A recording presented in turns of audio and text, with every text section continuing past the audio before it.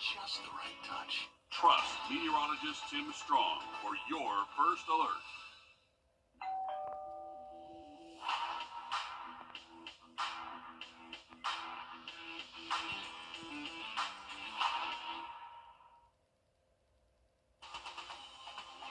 Live from Augusta, you're watching News 1226 this morning.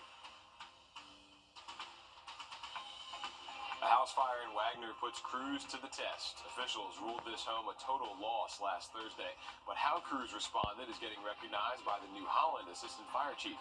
We're going to hear from him on why coming up. Plus, Aiken County neighbors continue to recover from the unthinkable. One kid injured, another dead after separate shootings a week ago today. Coming up, we get an update from one of the kids' mothers.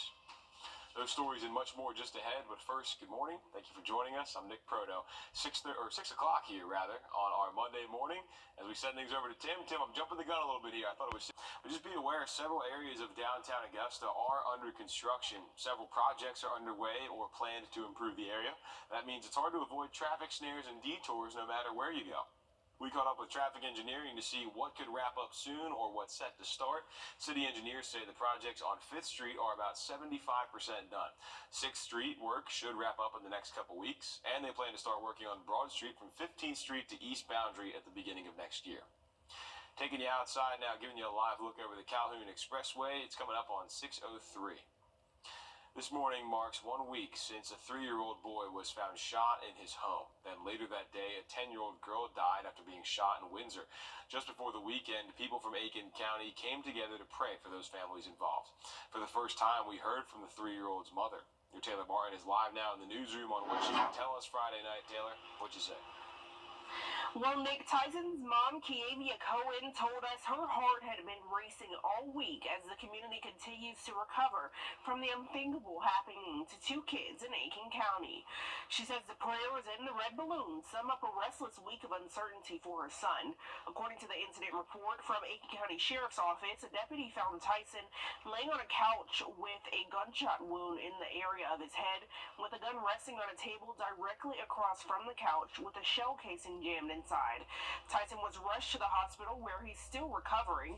Now, she sends condolences to the family of the 10-year-old Maya Harp.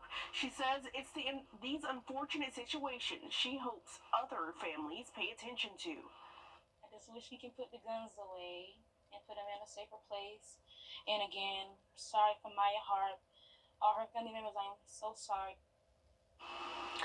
Friday was an emotional night for family and friends who are hoping this gathering will continue to serve as the encouragement they will need. Both cases are still under investigation. And we are still awaiting updates in both of those cases, and as soon as we have them, we will pass them along. Taylor Martin live in our newsroom this morning. Thank you, Taylor.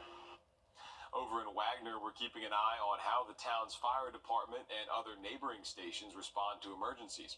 It comes as the fire chief and 19 other firefighters resigned from Wagner. Aiken County council members decided to end their contract with the department in less than 90 days now, and the community is concerned. We sat down with the New Holland Assistant Fire Chief after his station was one that responded to a home fire in Wagner the night before. Officials called the home on West Pine Circle a total loss, but Nick Cribb told us their response follows normal protocol. Everybody that borders up has a mutual aid agreement because we're all volunteer departments. The things that are going on in Wagner have zero to do with how the response went last night. You know, that situation was a typical situation. Cribb clarified it wasn't Wagner who asked for help, it was just protocol to show up. He says at the end of the day, they come together to serve the community. The Richmond County coroner has identified 2 victims after he connected 2 cases from last Thursday night. Details are still limited, but here's what we know so far. The sheriff's office responded to a home on C Street for shots fired. Their deputies say they found a man and a woman shot. Both of them went to local hospitals for treatment. Authorities say the man died from his injuries, and the coroner identified him as 34-year-old Jeremy McGahee. Then, the coroner later released he was investigating a possible suicide nearby on B Street. He says a man was shot at least once in a home, and that was 32-year-old Zyquan Franklin. The coroner is the one who says their deaths are connected. What we don't know yet is the woman's condition. The coroner says autopsies have been scheduled for both McGahee and Franklin. Richmond County deputies need your help finding this missing man and a car on your screen here. They say he's wanted for questioning only in connection to an aggravated assault that happened in downtown Augusta yesterday. We've reached out to learn more about that case. Until then, if you have any information for the sheriff's office, give them a call. The man you see here is considered a suspect to Grovetown officers. They say 37-year-old James Goff is accused of stealing the tag off a church van and putting it on another stolen car that was used in a home robbery. Goff has ties to South Carolina, Georgia, and Tennessee. Officials say he's from the Aiken area, so if you see him, call 911. You can remain anonymous. More disaster recovery centers are coming to the CSRA from FEMA. This is to help anyone apply for assistance after Hurricane Helene tore through the region. There's one in Lincoln County at the Recreation Department and Walker T. Norman Gym, and the Washington County Fire Department's training room as well.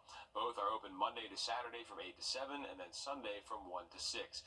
Just know every recovery center will be closed on Thursday and Friday for the holiday. We do have an update about the North Augusta Greenway. This is the latest post from the Parks and Rec Department. Officials say Riverside Boulevard to Hammonds Ferry Road, the Riverfront Loop, and the Waterworks Park section have all reopened. That's the path highlighted in green there, just tucked away in the bottom right of your screen. City leaders still need you to avoid the parts of the path in red so crews can continue clearing all that debris. Still ahead, with it being Thanksgiving week, that means a lot of families are packing their bags and cars. Just ahead will be AAA's predictions about holiday travel on the road and in the air. Got a morning drive that caught a little bit of fog earlier this morning, about an hour ago. It's cold. We're down in the 30s and 40s. We're going to talk about rain chances for a couple of days this week during our big, busy holiday travel week coming up next. And as we head to break, giving you a live look here at Grovetown at 6:08. At the start, city engineers say the projects on 5th Street are about 75% done. 6th Street work should wrap up within the next couple weeks, and they plan to start working on Broad Street from 15th to East Boundary at the beginning of next year. Taking you outside, giving you a beautiful look here over Grovetown at I-20 as we come up on 633. This morning marks 1 week. Investigations started for 2 kids shot, both cases from Aiken County.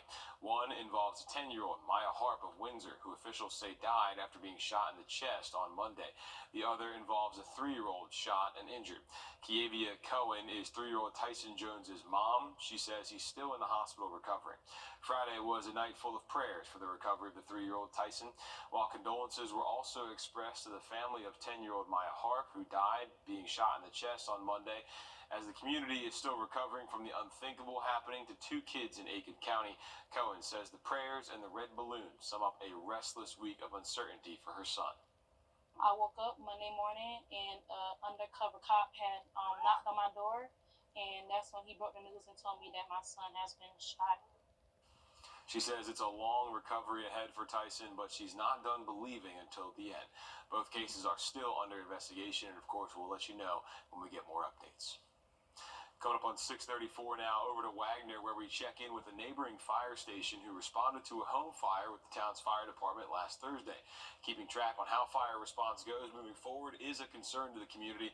It's because the Wagner fire chief and 19 other firefighters stepped down. Then, Aiken County Council members decided to terminate their contract with the fire department to protect public safety. We sat down with the assistant fire chief in New Holland to get another perspective. Nick Cribbs says it's normal protocol to support the other stations, and their goal is to look out for everyone. 7 minutes from the time of ignition to the time it's fully involved is a good time frame for a single-wide mobile home. It's not like folks are hanging around the firehouse waiting on a call to go out. Like me personally, I was home, in the bed, about to call it a night. Call goes out, I jump up, put my clothes on, and go to the firehouse, pick up a truck, and go to Wagner.